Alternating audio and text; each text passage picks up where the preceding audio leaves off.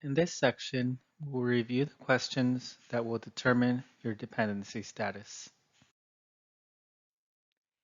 Make sure you read all the questions and answer the questions as of the date that you fill out the application.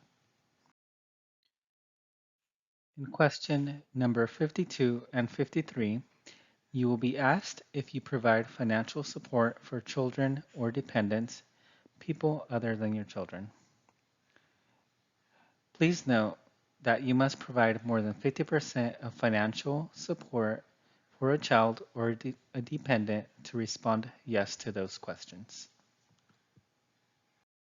Now you will indicate whether you were homeless or self-supporting and or at risk of being homeless after July 1st, 2020.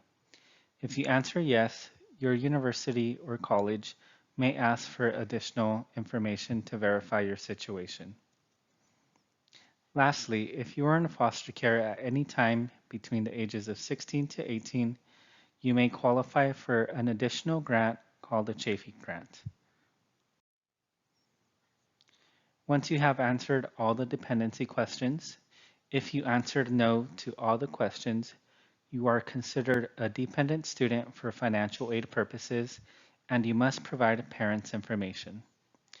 If you answered yes to at least one of the questions, you are considered an independent student and do not have to provide parent information.